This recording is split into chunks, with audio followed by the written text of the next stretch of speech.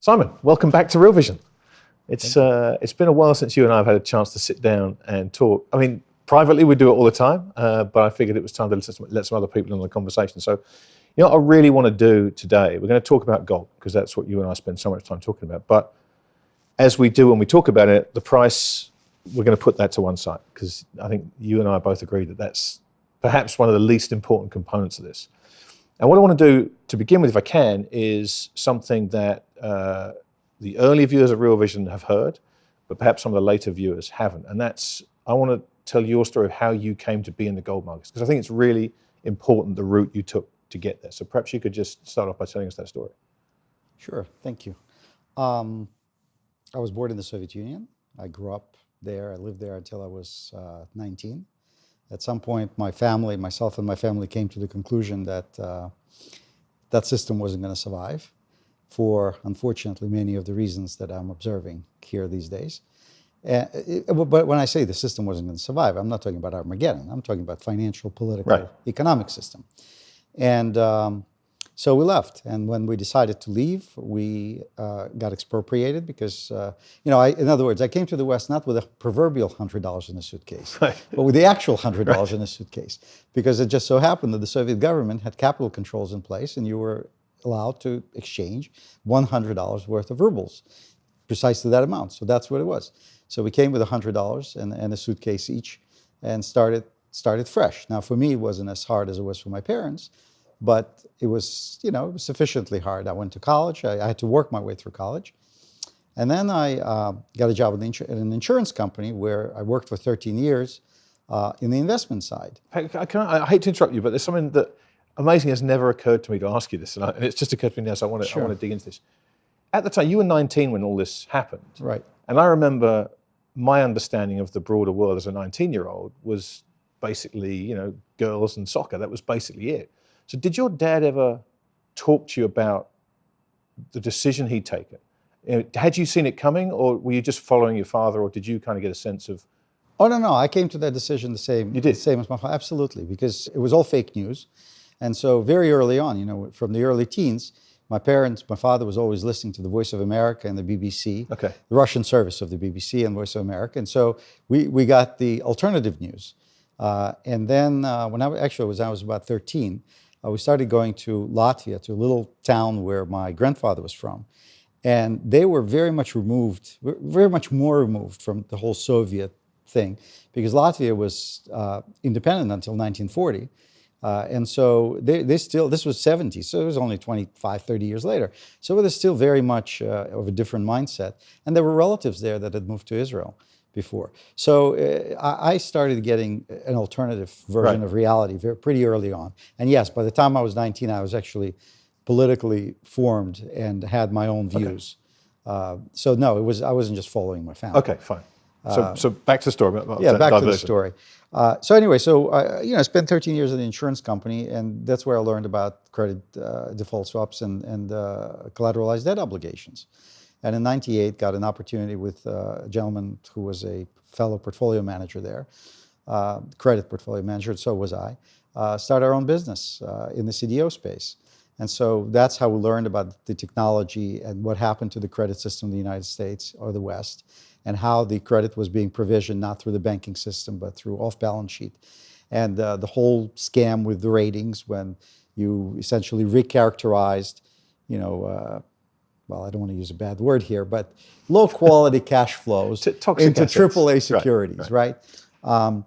And so when that space blew up in 2000, when the credit cycle, the high-yield bonds, we thought that this was over, which of course it was already started. And that's when actually we made our first real money, by learning how to invest in distressed CDOs and understanding how these complicated structures obscured the economic substance of what was going on. So if you could pierce through that, if you had the tools to look through that and understand what was going on, you could really buy cash flows at cents on the dollar, which is what we did. And of course, we thought it was all over, but of course it wasn't, because it came back bigger than ever. Yeah. And by the 2006, we started realizing that this was going to be a really bad crisis, next one. But did it come back between 2000 and 2006, 2007? Did it come back because it had to?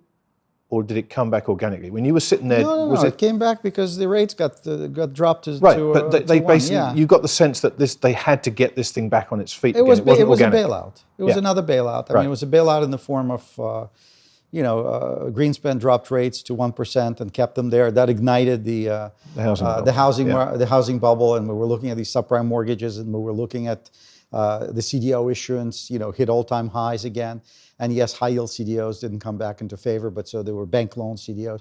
But the same kind of excesses were happening again.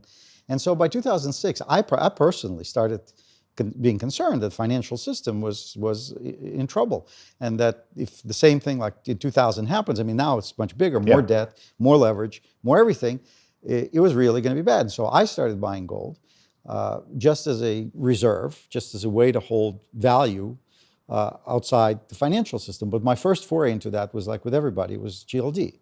Right. As a gateway drug. I mean, that's how you try it, and then so you start, you start figuring out what's actually, what works and what doesn't. And and we started also raising money to prepare for the crisis, to short the buy protection, credit default swap protection, and so forth. But it also at that time, I personally started getting even more concerned by 6 or 7. And I used to go frequently to Switzerland, and I had clients there. And so I opened the bank account, just like everybody does, perfectly legally declared, filed my forms, and started buying physical gold and putting it aside there. And then the crisis happened, of course, and it was we were very fortunate for us because we were correctly positioned, although not everything worked. And that taught me a lot of lessons as to using financial products to hedge financial debacles, because the relationships in real time between correlations that you expect would happen don't necessarily happen.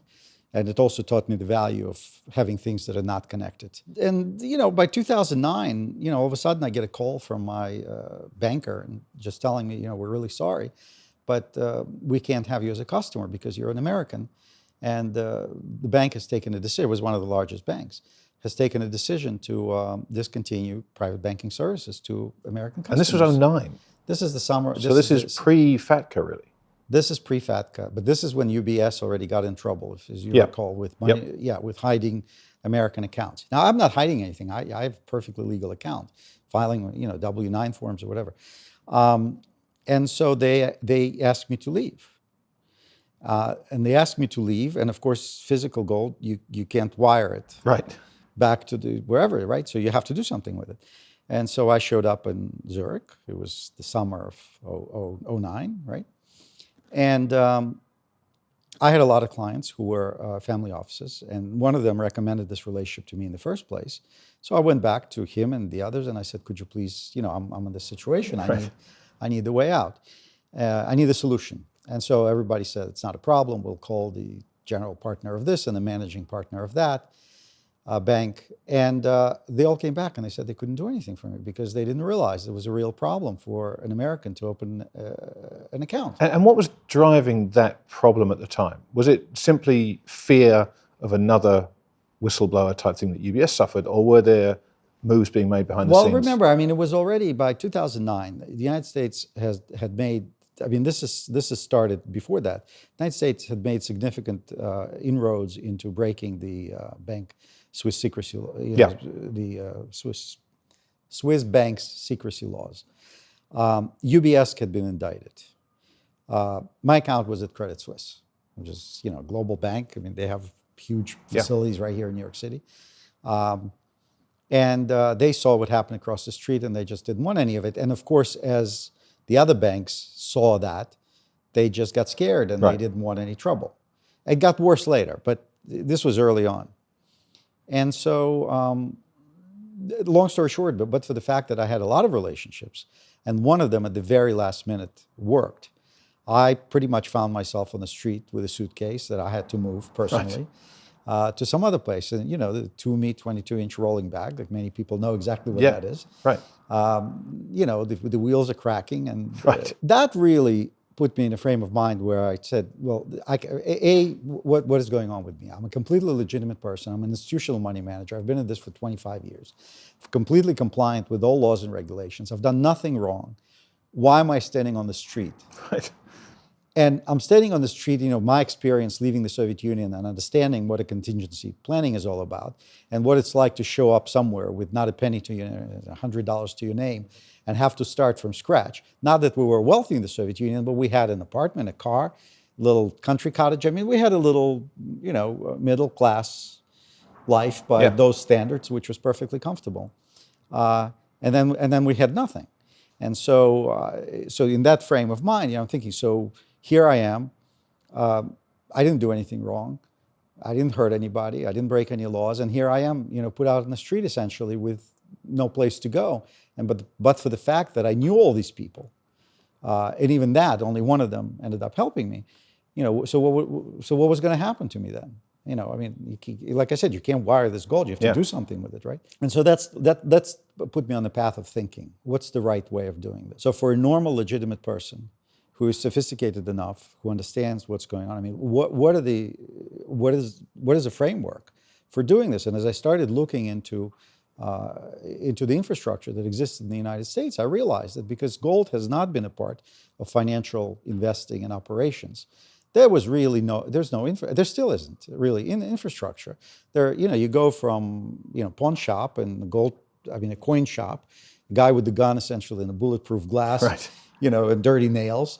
Nothing wrong. I'm sure they're nice people, but, different type of professional standards than I'm used to, or, most professional people are used to. And you go straight into financial products that are just that. They're financial products.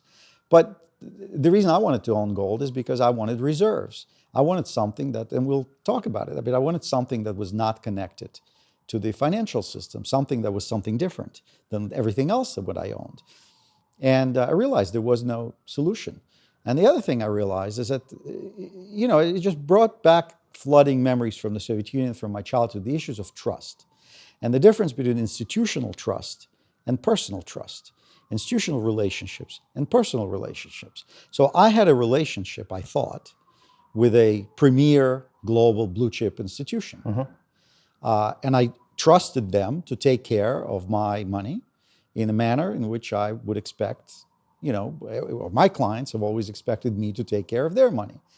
But what's happened in the financial world over the past 30, 40 years is relationship type of banking or relationship type of transacting turned into transactional relationship, where what have you done for me lately? Yeah. So yeah, we had a wonderful relationship until they decided they didn't want to have a relationship. And that was that. And that was the end of that. And so, I wasn't transacting. So they offered me actually an opportunity to transfer into their asset management business, where they didn't want to keep my gold or money. They wanted me to invest in stocks. Right. They wanted me to trade those stocks. They wanted to give them a mandate, and they wanted to charge private banking fees for doing what basically Vanguard does in the United States. So that was the solution. It was that you can sell your gold. We'll keep the account if you sell your gold and invest in the traditional way.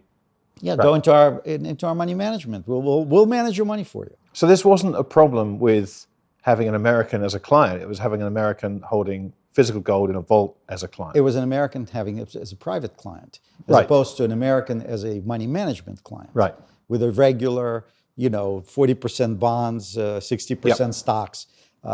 They have in New York, they have a asset management business. So they wanted me to transfer from a banking relationship into basically being just a transactional, stock brokerage relationship. So we should clarify, because there will be the odd conspiracy theorist out there that's going to say, well, this is just a means to push gold out of the system. It's not that at all. It's just a case of we don't earn any fees if you just have lumps of metal sitting in a safety deposit box. We earn minimal. It's right. It's not a valuable relationship. Yeah. Exactly. We want to make money. We want to churn the account. And we would be happy to do that. And it would be SEC regulated and all that. And it would be basically in New York. I said, well, what do I need that for? I already have that. I don't need that. So what I need is a safe haven, or I need a sort of a reserve. And so it wasn't, and I've told you that before. It's not like I'm a gold bug or anything. That's why these conversations were so fascinating to me, because you're the antithesis of a gold bug. You're not. You and I have talked long into the night about this stuff so many times I've lost count, and it's never about gold. It's a tool. It's like stocks. Exactly right. It's like bonds. Exactly right. It's like you own different things. You buy a hedge. Why did you do it? Well, because you're trying to solve some risk in your portfolio, right? You're trying to insure against some type of event. And so then you go on an exploration and say, well, how would I do that? So that's how I came to gold. I mean, I just looked at these risks and I said, well, if the risk of if the financial system is exposed to systemic risk, risk of disruption, then how do you deal with that? And so that was my solution. I mean, and it remains the case. Right. I mean, I don't have any ideological views about it. I just think it's the tool, and I think the tool is more valuable today than it was, 6 or 7 years ago. But so just continuing the story, I looked at all that and I said, well, so what is there? So there's no solution. So what I realized with the trust, the theme of trust that I started, institutional trust is something that, how best to say it? I guess because in the past 30 or so years, the policies of the central banks have been to bail out financial institutions. I mean, they've only been in the past crisis, when financial system essentially collapsed, only 3 broker-dealers went bankrupt without being bailed out. And 2 of them in the context of a crisis and 1 later. MF Global happened later. Yep. Lehman Brothers and Refco went down in the context of the financial crisis. Even though they were precipitants and they were important events in terms of psychology and otherwise, they were not that important in terms of confidence in the system, because there were only so many limited amount of people who got directly impacted. Right, but financially. But people would argue that Lehman was so important to the system that it had to be saved. I mean, that was the argument put forward at the time, right? That the whole system needed saving because Lehman was allowed to go. Yes. No, well, that's what people say. No, the system collapsed. All of it collapsed. And the reason all of it collapsed is because all of them, and by all of them, I mean all major investment banks in the United States, had sold these CDOs, these subprime CDOs. And but they were not completely out to lunch, by the way, in terms of understanding the risks. They didn't fully understand the risk, but they didn't completely not understand the risks. And they did what insurance companies do when they take on more risk than they think is prudent. They reinsure it. And what did they do? They reinsured it with AIG. That realized that they could make a lot of money by selling insurance against something that would never happen. Yeah. That's called zero risk underwriting, right? Zero loss underwriting. So they were selling for fractional pennies insurance against AAA tranches, which had 0 chance of default.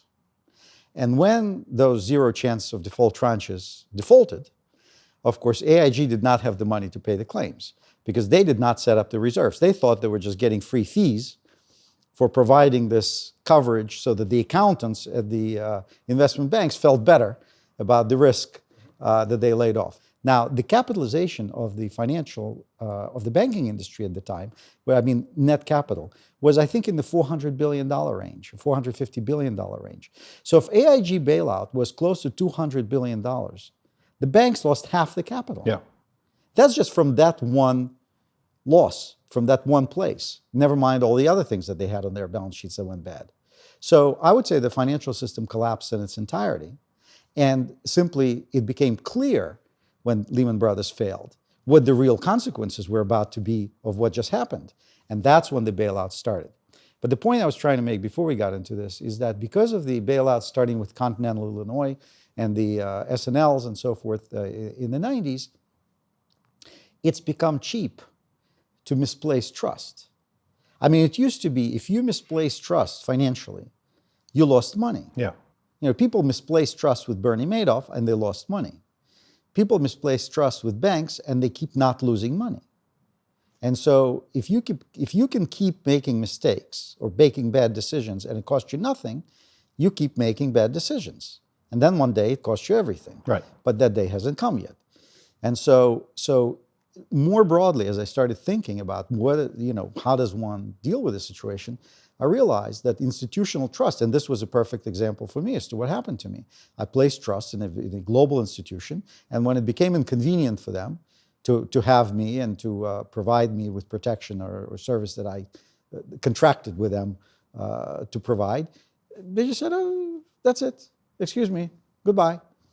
And they left me completely in the lurch.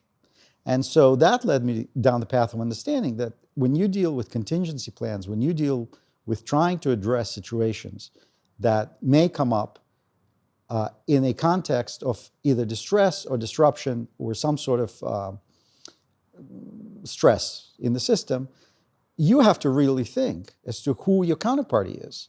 Not in terms of just failing and stealing your money or something like that, but willingness to provide services.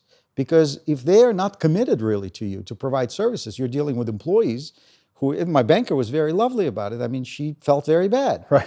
But, you know, she was a nice, trustworthy person. But you're still out on the street with a suitcase. But Right. there I am on the street with a suitcase regardless, because it wasn't her place to provide the service. She was just there. So when you like somebody, your branch manager in a bank, you have to understand that their ability to help you stops at their institutional decision. Yeah. Because if the institution decides that this is not what they want to do, or they are prohibited from doing it, or whatever reason, right? That's it. They can't help you. So what I realized is whatever it is I would do to solve this problem had to be based on some kind of relationship with some kind of people, as opposed to purely organizations. Yeah. That were rational actors and competent actors in their own right. And of course, there's always an element where you can't ensure, trust is trust, and it can be broken.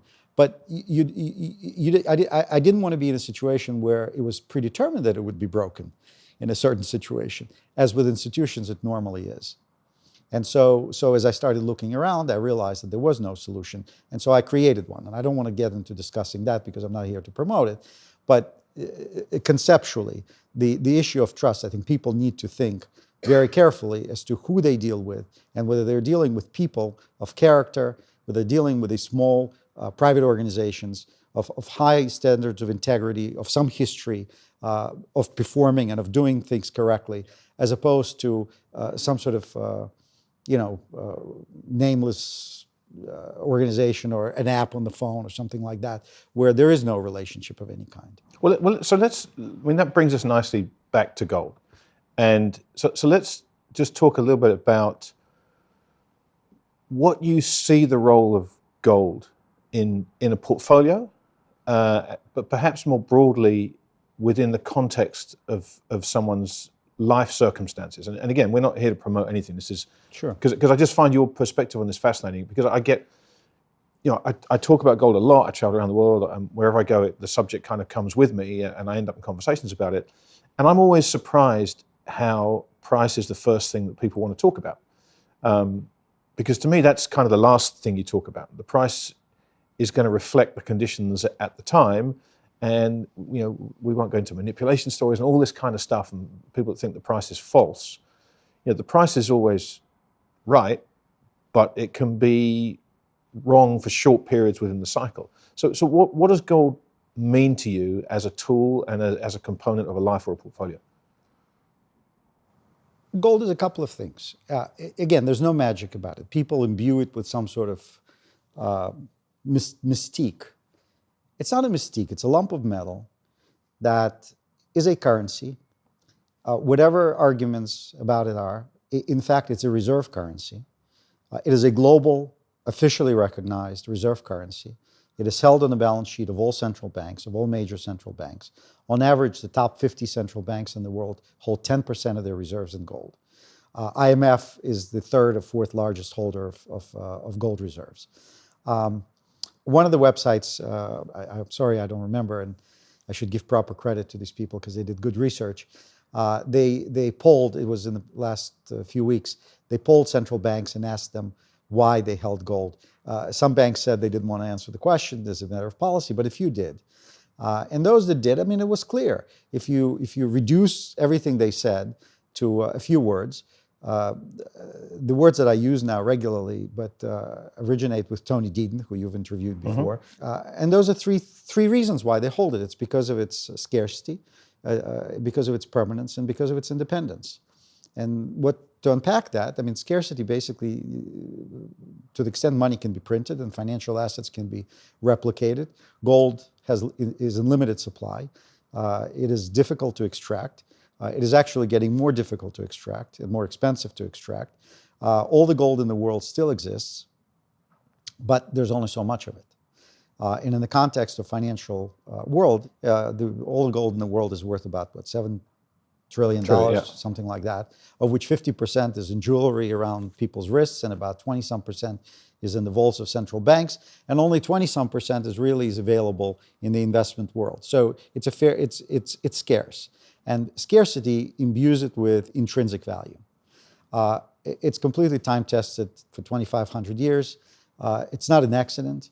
There are chemical properties. You've done it in your documentary. You went very clearly through the chemical properties of gold, which made it suitable, how it emerged out of all the elements to become a store of value and a reserve currency, if you will. So in the first place, it's a reserve currency. There's no argument about that. It's true. In the second place, it is the only financial asset. It is the only financial asset that can be effectively stored and transacted without involving financial intermediaries and capital markets. Right. Which is a lot more important than people think it is. Correct. It's independent. It is no one's liability. And there's really, you can go through an examination. It is the only, I will say that again, it is the only financial asset that is universally liquid at presentation on its face, and does not require financial intermediaries to store, transact, move, and deal with. And that's what makes it, that's why it's a reserve. Because in the military sense, if you think of your reserves, I mean, what country's military doesn't have reserves? They all have reserves. So why do they have reserves? They have reserves because if they're engaged in a war or in some sort of altercation, and the main forces are found insufficient to prevail, then you need to call on some other resources. Now, in your normal life, I mean, don't you have that Parmalat or whatever, that milk, that people have in the cupboard when they run out of fresh milk, right? I mean, don't you have some? I mean, reserves is a concept. I mean, in Boy Scouts, I mean, that's what they teach you. You have to have a little, matches, your dry matches, your whatever, in case of emergency. So it's simply that. It's when you look at the portfolio, you look at the financial affairs of yours, where is it all? And if anything happens to the system, financial system, or to the markets, or there's a bear market, big bear market, if there are real risks, what are you going to do? Most people don't even carry cash. But this is I find this truly fascinating, because we've ended up in a position where when you talk to people about this, they will say, well, gold doesn't earn anything, it's just sitting there, I could have it invested in the stock market, could make a return on it. And when you talk about reserves, those reserves are by definition not supposed to be in the stock market and not supposed to make a return on them. But that has become important to people. Now, is that because we haven't seen the kind of conditions under which gold does its job? Is that why people now think of it in terms of opportunity cost rather than the reserve value it provides? It's exactly the same thing as with trust. It's cheap to misplace trust, right? I mean, when a long period of time proceeds, when people are excused from doing stupid things or imprudent things, and it costs them nothing, they start thinking that maybe that's the way to do it. And then maybe there is no punishment for having unprotected relations with other people, or whatever. I mean, you can take this analogy into any series. So just because you're lucky for a while, I mean, doesn't mean you're going to be lucky forever if you keep doing imprudent things. Right, but it takes a certain kind of mindset, which I think goes against the typical way that human beings think about things, right? The recency bias that we all suffer from is there. And so it takes a certain kind of person to think, well, everything's been great for 25 years, but I mean, of course, absolutely. Well, this goes into a somewhat different direction. I mean, here you have to start thinking as to whether what's going on around us, and whether the economy that we have today, and whether the political system that we have today, and whether the banking system that we have today are sustainable in the way that they are. And we've recorded a number of interviews about this issue, and I've spoken about it, and I tweet about it. And I believe no. The answer to that to all of that is no, for completely objective, factual reasons. The interest rates are at 5,000-year lows. Okay, they've ticked up a little bit, but they're still near 5,000-year lows. The asset prices, even though the markets have wobbled earlier in 2018, are still near 5,000-year highs. And so to assume that this is the way things will continue forever is pure hubris. I mean, it just is. history is mean reverting. The biggest lesson of history is that people don't learn lessons of history. Most people of our generation will think that Santayana said that. No, it's in the Bible. It's in the Ecclesiastes, actually. So it's 5,000. People should think about this. The last 100 years have essentially seen the entire, or 90% of the advances in technology and hard sciences that have happened in the last 5,000 years have happened in the last, say, 150 years. Yeah. But if you want to go and see what, in terms of the human sciences, philosophy, when were the breakthroughs made in that? I mean, you go thousands of years ago, right? Yeah. And frankly, since then, there have only been incremental advances made in human knowledge and self-knowledge. So self-knowledge of humans goes back 2,000 some years. So maybe the software and the hardware that we're operating with here are not totally in alignment, because humans are the same. Nothing has changed. I mean, it's in Ecclesiastes that says there's nothing new under the sun. It's then they said it. But how did they explain it?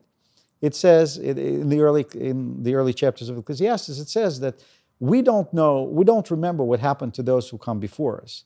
And those who come after us won't remember what happened to us, which is exactly the same thing as people don't learn from history, right? So 3,000 years ago, we didn't learn from history. We're still not learning from history. So simply, if you look at history and you realize that history is cyclical, which is why it's cyclical, because humans repeat the same mistakes over and over and over again. They forget the same lessons over and over and over again. Then you have to say there's wisdom to be drawn from the ancients and from the history and even from recent history. Now, I personally happen to have had that history. Right. I know Americans haven't had a personal debacle on the scale like getting expropriated down to your last $100 through no fault of your own. But I went through that. And I've also spent 13 years in the insurance industry. I understand what insurance is all about. Now, which was worse, Soviet Union or the insurance industry? Soviet Union. Right. This discussion of history is important because, to your point, a lot of this stuff happened so long ago that it's really only the people that go looking for that kind of wisdom and that kind of knowledge who will find it. If you just get your wisdom from what you read in the newspapers, what you observe around you, the people you talk to, you're going to miss all this. And so you do get caught up in that, well, things have been great. I mean, the things we're talking about here, the end of a regime, let's call it, in this case, communism in the Soviet Union, the end of the financial system, these are huge concepts for people to get their heads around. And they seem so big that the law of large numbers applies. It's so big, I either don't want to think about it or it couldn't possibly happen because they will stop it happening, whoever they are. It's such a big thing, they'll never let the financial system go down. But financial systems go down not just because of, but in spite of the people that are there to safeguard them, right? I mean, that's how it's always happened throughout history. Everybody knew that US dollar was exchangeable for $35. $35 was exchangeable for 1 ounce of gold. Everybody knew that. Until one Sunday, 1971, Richard Nixon said, no, that's not going to happen anymore. Everybody knew that the Soviet Union was an immutable empire that stood, the empire of darkness, that stood opposite the American empire, right? And for 70 years, everybody knew that. Until one day, it stopped, and then it stopped. Yeah. I mean, everybody knew the financial system could never collapse, and then in 2008, it sort of did. So everybody knew that Donald Trump could never be elected president. Right. They knew it. They knew it on the eve of the election. I mean, you remember the faces of the commentators? Absolutely. I mean, they couldn't believe it. They couldn't believe it. A lot of people still don't believe it. So what do we know today? Well, we know for sure that the banks will always be bailed out, right? We know that the banking system after 2008 has been strengthened. We know these things, right? You know what Mark Twain said about it? It ain't what you don't know that gets you in trouble. It's what you know for sure that just ain't so. Exactly right. Right? So all I'm saying is, so why do people insure their houses? Why do people insure their cars? I mean, do you realize that 75%, let me just finish that. I mean, do you realize that 75% of the balance sheet of the Americans, of the American public, of net worth, is in financial assets, and 25% is in real assets? 75% is in financial assets. There's no concept of insuring your savings. I mean, there isn't a concept, right? So they, particularly people of means. So they have a $60,000 car and they insure it and they pay thousands of dollars for insurance. They could replace the car. Right. Right? They could self-insure. I mean, I know by law you have to have some liability insurance, but you don't need to insure the car itself. You can take that risk. When was the last time your car was totaled?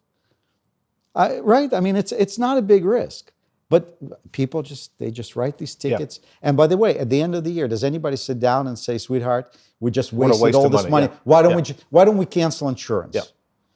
Right? So look at life insurance. I mean, life insurance I would describe as unpredictable inevitability, right? That's what it is. It's inevitable that it's going to happen. We just don't know when or how, right? So when I look at the financial system, when I look at the underpinnings of the financial system, of the monetary system today, I mean, to me, it presents itself as unpredictable inevitability. It's inevitable that this has to get reorganized. It's inevitable that these balance sheets have to be restructured. But it's unpredictable as to how and when that's going to happen. So what do? You have to have insurance. And when you have insurance, there are two ways to go about this. There's a retail way to go about it, which is you get quotes, right? And then you see the ad on the TV that says, if you call Geico, we'll save you 15% or more, right? So now you don't know what insurance Geico is selling you. You just know that it's going to be 15% cheaper than something else, right? And so you buy the insurance. And then when you have a claim, then you go through this thick thing and you try to figure out whether it's covered. Then you find out it's not covered, right? Now, another way to buy insurance, which is what we're discussing here with gold, is the way, let's say, General Electric buys insurance. They probably have a department of hundreds of people. It's called insurance department because they have industrial plans. They go, they inspect the plans, they determine what risks they're exposed to, what exactly can happen. Then they invite insurance companies and they negotiate contracts that specifically cover what needs to be covered. And of course, they contract not with the company that tells them, I'll save you 15%, right, but they select a company that they have the highest level of confidence will actually pay, when this claim occurs, is good for the money. So there are different ways to go about this. And so when we're talking about like gold and reserves, I think that the second way, the professional way, makes a lot more sense than just saying, well, there's this thing, I can just do this. Yeah, everything works when there's no problem. Right. It's when there is a problem. You need these plans to work when something happens, not today. So why is it you think that that so many people think that buying gold is such a difficult thing to do? It seems to be held up as an extraordinary length to go to. People will say, well, just buy the GLD and then you'll get exposure. And there are some very important differences for people to understand between owning GLD, for example, and owning a bar of gold in a safety deposit box outside the banking system. So talk about once you decide that, okay, I need a gold reserve, whatever it may be, what's your thought process and how you structure that holding? Because that's everything, right? It's everything. Well, we started about this, insurance. I mean, this is what it is. It's insurance. So the first question is, what are you trying to insure? Right? Before you can determine what sort of policy you need and what this policy needs to cover, you need to understand what are the risks you're trying to ameliorate. Right? So if the risk you're trying to ameliorate is, if you're just trying to hedge your portfolio, meaning, if it goes down by 10%, I want something else that goes up by 20% to offset the decline in 10%. That's one line of thinking. If you're thinking about insurance, the proper insurance, then there are principles. There are certain principles that have nothing to do with gold or with anything else that apply across the board. Like, for example, systemic risk cannot be insured within the system. So if you go to your insurance policy, anybody who's listening to this, go to any insurance policy you have, anyone. Read the fine print. It's going to say war, riots, insurrection, nuclear threat, and terrorism are excluded. Yep. These are called uninsurable perils. Okay, so there are insurable perils, there are uninsurable perils. They are systemic risks because the concept of insurance is based on collecting a small amount of money from everybody and then paying large sums of money to few, to whom something bad happens. Insurance does not work. That type of insurance does not work when everybody has a loss, right? It's like with lottery. Everybody cannot win the lottery. Right. Because if everybody won the lottery, the only thing they could get back is the cost of the ticket minus expenses, because there's no other money in the fund, right? So the first principle is you can't insure systemic risk inside the system. You don't plug your backup generator back into the wall socket because it will work perfectly up until the moment the grid goes down, and then so will your generator. So when you talk about GLD and other instruments, it doesn't matter how good, we can go into the fine points, but that really doesn't matter. As a matter of core principles, it is not an appropriate vehicle to hedge systemic risk because it is in the system and it's exposed to the very same risks you're trying to insure. So that's how you get to physical gold outside the system. That's why central banks, we're having this discussion, it's almost like funny because there's a body of look, the United States government, you don't need to go far. Do they keep their gold in the banking system? Do they own GLD? No, they keep it with the military. Right. Right? Yeah. Now, the New York Fed, for example, holds gold for other countries, but not for the US. There's very little US gold in there. All the US gold is at the West Point and Fort Knox. That's right. In a vault, in the private vault. Guarded by soldiers, yeah. That's right, guarded by soldiers. So it's not like we're talking about it like this is some sort of revelation, but it's all around you. You don't need to figure out. But it is. See, I think this strikes me because it is a revelation to a lot of people because we've become so used to everything being done within the system because there's been no need to escape the system for 30, 40, 50 years. And so people have been educated or educated themselves to do everything within the system. And that means you put your hedges where you shouldn't put them. You take all the risks that complacency and a lack of any material disconnection creates. This is self-fulfilling. There is no field of human endeavor.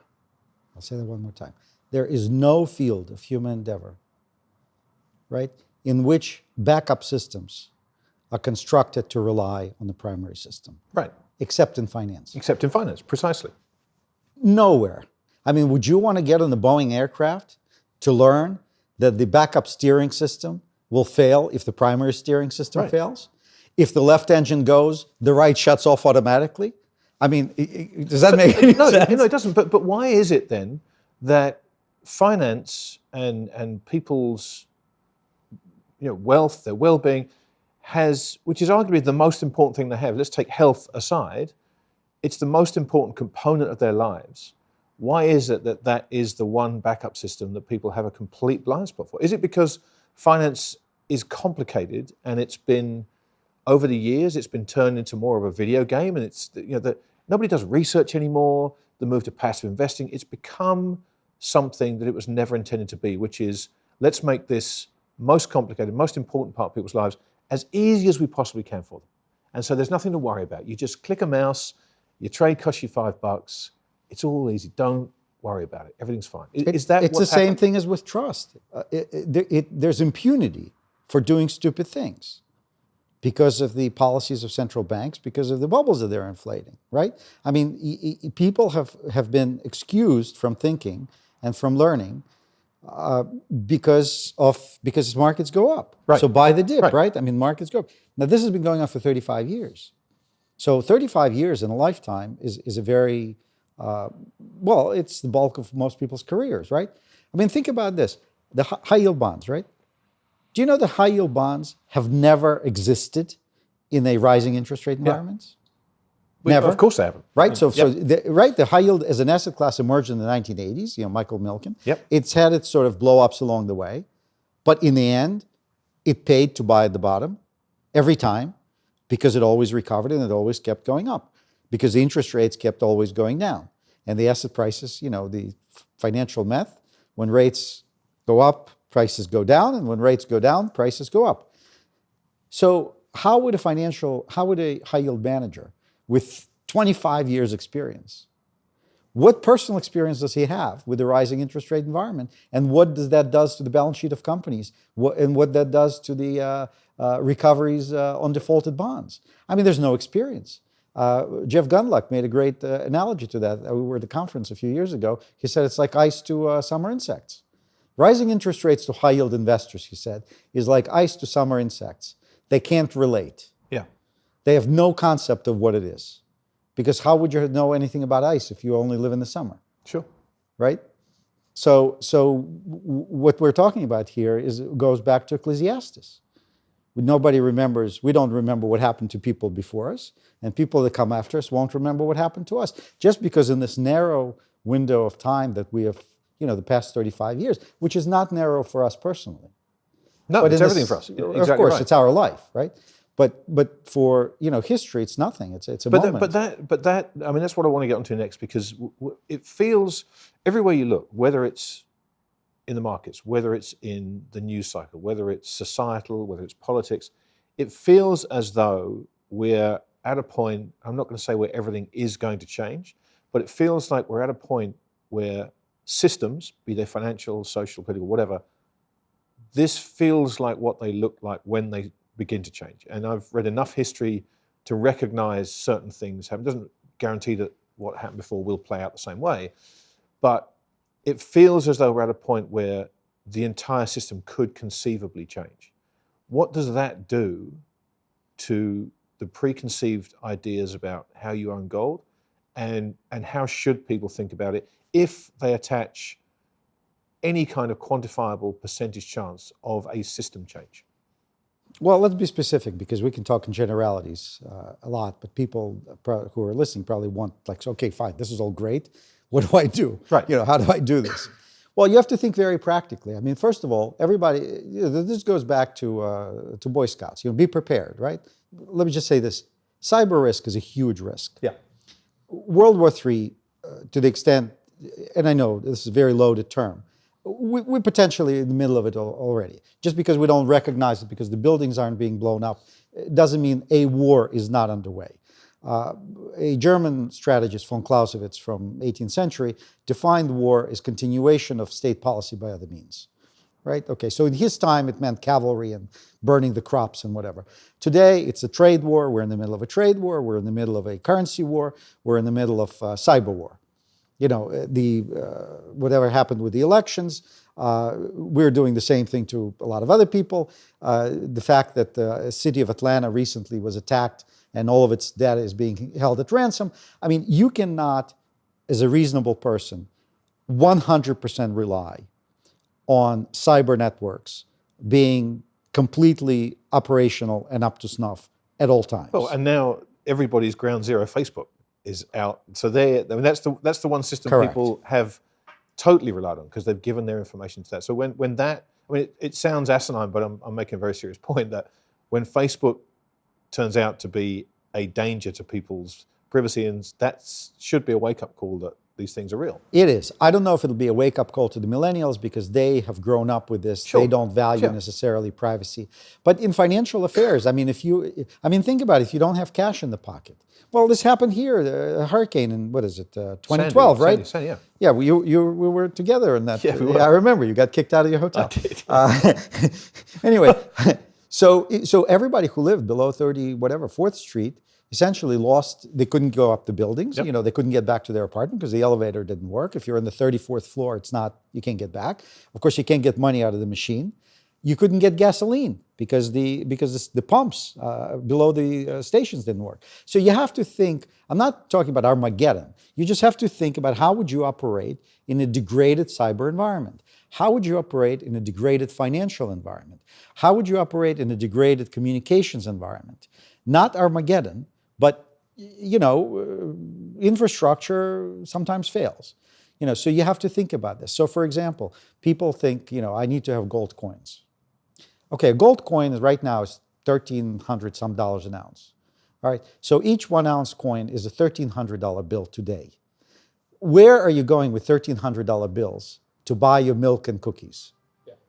Right? Doesn't make any sense. So right there, for people who think, or for people who want to have some reserve to pay for expenses, God forbid, and this is a very extreme situation, not as likely as a financial debacle, of which we'll get to next. How am I going to, how can I operate? Silver dollars. Because today, silver dollar is 17, 18, whatever dollars. Okay, so it's a $20 bill. So maybe it'll be a $50 bill. It's manageable. $1,300 bill, which is a coin, could be $5,000 bill. Yeah. It's not feasible. So right there, instead of hoarding, gold coins, or you can hoard some gold coins for like bigger purchases. But for every day, you should have silver. It's common sense right there. Now, in terms of wealth preservation and bigger, larger amounts of money, so say over $100,000, for people who have that kind of money, you have to think, what are the risks, and how am I going to use this if and when the time comes? So, for example, one of the answers to those questions that I referred to earlier, German central bank, they actually made some very good points. They said, well, obviously it's for emergency. It could be used as collateral. Gold could be used as collateral in case of emergency to borrow against, right?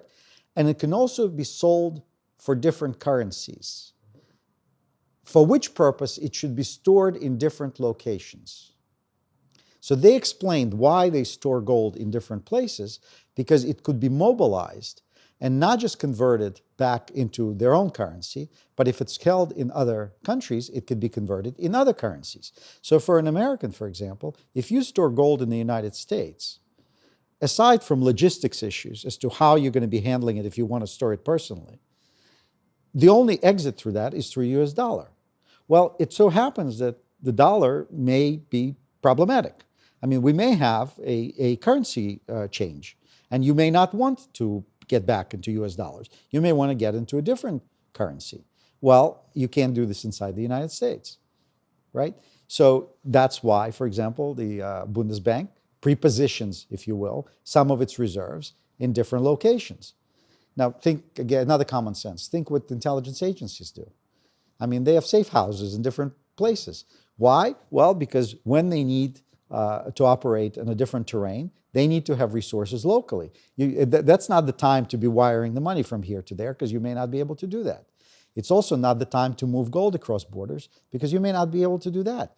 There are storage facilities in locations that I think don't make a lot of sense, because they're either isolated, they're islands, or they're small, or let's say Utah. There's nothing wrong with the state of Utah, but there's not exactly a vibrant market for gold bullion in Utah. And so if you need to monetize that or exchange it or move it, I mean, it's very far from everything. Yeah. So that doesn't make a lot of sense. But at the same time, places, let's say Switzerland or Singapore, are the world hubs of bullion commerce, where there's a tremendous amount. There are smelters, there are traders who are not banks, who are commercial traders. There are major jewelry supply chains. There are places where you can monetize and easily exchange your gold in the case of emergency. So I'm just giving you the framework of how you think about it. So you have to think what can happen, and then you have to think when that happens, what actually am I going to be doing? So what if I have it on an app? Well, okay. I mean, these people have millions of customers on an app. Yeah. I mean, are they going to be able to help me in my situation or not? So yes, today, no problem. But what happens when 10%, 100,000 pick up the phone to say my app doesn't work and I want my gold? Yeah. Then what happens? Who's answering 100,000 phone calls? Those are the types of simple things. So what I would say, and then we've talked about this before, your property rights. I mean, of course, trust is the most important thing. I mean, as my lawyer has always told me, I can write you a good contract, but if you deal with the wrong people, all it's going to give you is a good lawsuit. Right. You don't want that, because by that time you've lost already, right? So the first thing to do is you have to invest in due diligence. You have to understand with whom you're dealing, and are these trustworthy people? Are these people of high integrity? Are these people of character? And will they be there for you? Or at least you don't know whether they physically can be there for you, but will they do everything that they can to be there for you when the time comes? Or are they fair weather friends, like the institutions are? They're there for you as long as it's convenient for them, yeah, and as long as they're making money. I mean, look at the business models of the dealers, of people who deal in gold. Most of the business models are based on transactions. If you don't transact, you're not a valuable customer. I mean, think about that. Sure. No, look, this goes back to your story with the bank in Switzerland. It's the same principles. Of course. Look at Facebook. If you're not paying for the service for the product, you are the product, Right. right? So if, for example, there are all these cyber platforms that are now rising up with the gold, blockchain and gold and connect, and it's all free. Well, it's not free. I happen to know that storing gold costs money, that insuring gold costs money. So if you're being offered a free service, how is that working? Who is paying for it? Well, they're trying to defray the cost of all that through the transaction volume. Is that going to work or not? I don't know. Well, this is it. We don't know. And the technology is changing so fast, and all the changes are, optically at least, designed to make things easier and cheaper and better for all of us. And we've kind of got used to that every technological innovation makes things better and easier and cheaper and more seamless. But this is different, right? This is different. This is not buying fake farm animals. This is not, shuffling things. This is that reserve at the base of your wealth pyramid that you really shouldn't want it to be easier and cheaper and more seamless. You want it to be secure, and if there's a cost to that, it's almost what's the I think it's Stella Artois beer, reassuringly expensive. Yes, Right? reassuringly expensive. That's right. You know what? There needs to be a cost for preserving the one thing you can't afford to let. Free insurance is worthless. Right. It's as simple as that. Free insurance is worthless. You have to pay for the service. You don't have to pay through the nose.